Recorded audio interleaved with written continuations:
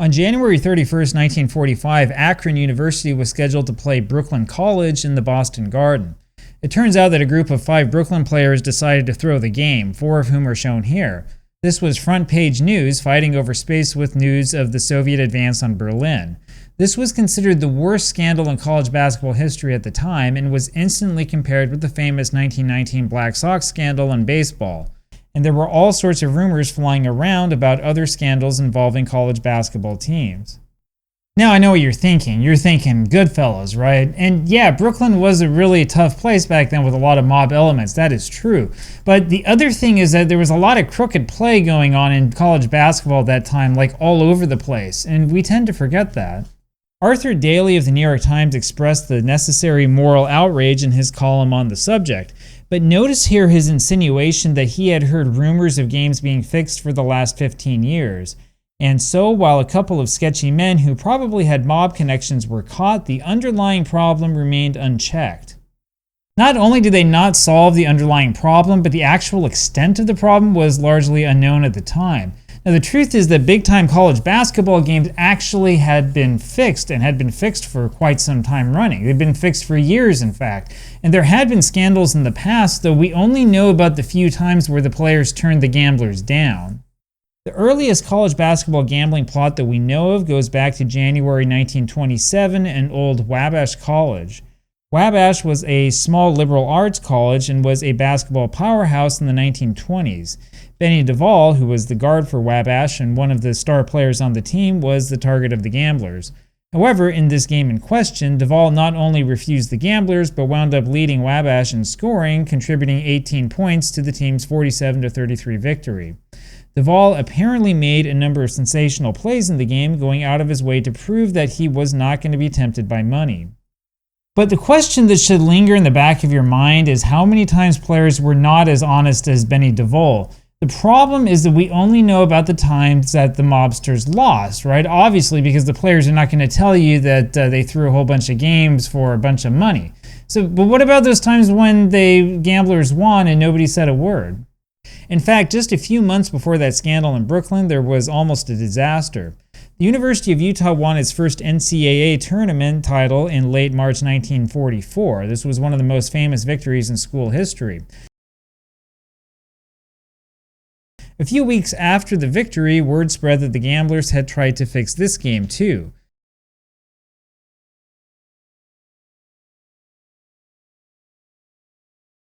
The story is that the gamblers had tried to get Utah coach Vadal Peterson in on the scandal and that he told them where they ought to go.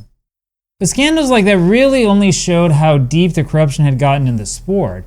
The thing that became clear before too long is that gamblers really loved the sport of basketball. In particular, they loved how easy it was to play the numbers racket in basketball. I mean, they didn't even have to convince the kids to actually lose the game on purpose.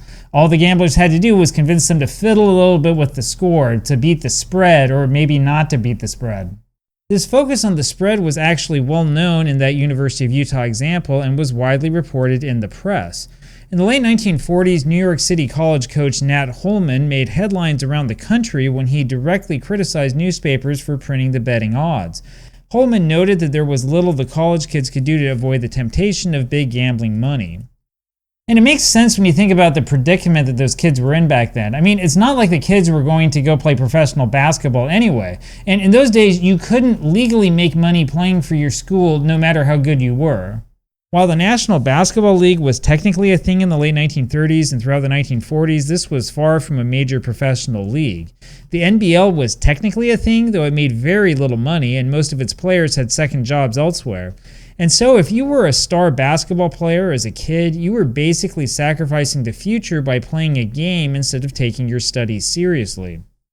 That's the thing that we keep missing when it comes to these betting scandals. I mean, we love to point fingers. We'll all talk about how we would obviously never fall to the temptation if we were the players. But what we forget about is that a lot of these kids really did not have any other choice. In fact, the authorities were a lot better at catching kids who were making money for playing, like from the school or from a booster or something, than the kids who were taking bribes from the gamblers on the side. Back in late March 1931, a number of star players for St. John's College were caught up in a major financial scandal. These 5 kids were accused of doing nothing more than accepting money for their excellent play on the court, money that they would have never been able to receive any other way. The school certainly benefited from their play, going 63-4 over the course of 3 years, and presumably selling a lot of tickets in the process. On top of all of that was a report by Captain Max Posnick that he had turned down a $3,000 offer to throw a game against Manhattan College earlier that season. Posnick and the other so-called Wonder 5 players did turn professional not long after the scandal came to light, though their names have largely been forgotten over the years. So the thing that amazes me is that Posnick could have just taken the $3,000, did whatever the gambler said, and just gone on with his life. In fact, it was apparently well known among the gamblers that going after that full game fix was not the thing to do. Instead, like I said before, you just want the final score to be just right. Just lose by a few more points than normal, make the game a little bit closer than expected, something like that. The thing that people weren't paying much attention to, of course, is the fact that the kids really did not have any incentive not to take these bribes. You have to remember that human behavior has a lot more to do with incentives than with these artificial morals. And so when a major scandal surrounding an alleged $1,000 bribe attempt emerged in January 1949, people thought that this was the big scandal. 4 men were arrested for trying to fix a game between George Washington University and Manhattan College. Once again, however, the fact that this scandal surfaced was only an indication that something much deeper lay under the surface. And then there were rumors of a so-called gambling syndicate behind the whole thing. Now, we know that there absolutely was organized crime behind this. Heck, so you're watching this on YouTube, right? You can go do a search just on this platform yourself. You'll find numerous videos featuring former reformed mobsters talking openly about the old point shaving scandals and how they worked. And it was like this in college basketball for decades. Of course, the funny thing about all of this is that the bookmakers didn't really stand to gain all that much by cooking the books this way, as this article explains. So in this particular game, Manhattan came in as 7.5-point favorites. Once word came out that the game was supposedly fixed in favor of Manhattan, gamblers started betting heavily in favor of Manhattan, causing that point spread to soar all the way up to 13. Actually, in the end, George Washington beat Manhattan pretty easily, and the 71-63 win meant that a lot of the so-called smart money lost out. Now, the thing I've always considered strange about gambling scandals is that you're basically destined to win if you're the house. So in other words, if you've got huge amounts of financial power and you have the money to pull off something like, I don't know, the 1919 Black Sox scandal, you really should be the person taking the bets, not making them. And if you're the house but you don't know how to set it up so that you always win, you're just doing it wrong. I mean, it's a question of taking on far too much risk with no real reward, because you take huge amounts of risk on if you try to fix games. Why not just stay away from fixing the contest and just make more commission on increased betting and get people interested in the sport? I mean, you could even start spreading rumors of a fix if you wanted to get more people to put their money out for you. Anyway, the big scandal most people remember didn't break until January 1951, when Henry Pope of Manhattan College was arrested for fixing games. Pope's arrest turned out to be only the tip of the iceberg. In fact, further investigation by newspapers such as the Brooklyn Eagle revealed that the match fixing had been known by the police for over a year and that they had just sat on that information without doing anything. And the most shocking bit was that this impacted every single college team in New York City.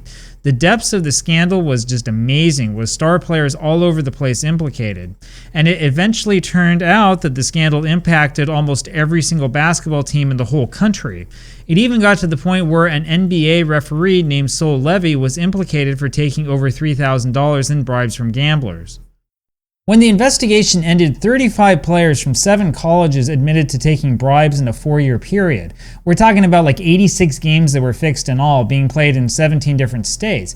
And that's just the numbers from the people who confessed. This was a huge scandal, and it came very close to destroying the entire sport of basketball. And it wasn't just the college game that was impacted, by the way. The fledgling NBA was also deeply hurt by this scandal. And so it probably shouldn't surprise us that much when we hear of college games being fixed today. I don't think we should go as far as this ridiculous New York Times article from a few days ago, however. While fixing sporting events might not be as shocking today as it was in the early 1950s, I honestly do think that the fans care and that the New York Times is really out of touch. And that really isn't all that surprising. Look, I want to tell you guys that I personally don't care that much if you happen to bet on sports or not. Personally, I've never put any money down in a sporting event and I never will, but I can see definitely why you might want to. But there is a difference between allowing gambling on sports and turning a total blind eye to blatant match fixing. And honestly, the real way to solve the problem is to take away the incentive to fix matches altogether. So when we're talking about kids who are taking money from gamblers these days, we're mostly talking about kids playing for smaller schools that aren't serious title contenders. We're talking about kids who are good players who likely don't have the physical attributes needed to play professionally someday. And we're also talking about fixing in leagues like the Chinese Basketball Association, which has always had lax rule enforcement and has a long history of gambling scandals. The problem these days is that the gamblers are targeting the lower ends of the sport, where they find kids who don't have much of a future and who are more than happy to take 20 grand or whatever to shave off a few points here and there. Now, there's no perfect answer to the problem. For example, in basketball, you can't force the kids to try their hardest in every single possession. In other words, point fixing will always be there as long as you have the spread, and if you figure out some way to outlaw the spread, they're going to figure out how to do it anyway, right? Gamblers and the people setting this stuff up, they're not stupid people. But if you could create a financial incentive, for example, for these kids to not take the gambling money, you probably could price out the fixtures in the end. Now, the truth is that the scandals of the 1940s and the 1950s would likely never have happened if it was not for that ridiculous fiction of amateurism in college sports. Remember, it's all about the incentives. If you create incentives, natural incentives for people to act the way you want them to act, they're a lot more likely to actually do what you want them to do.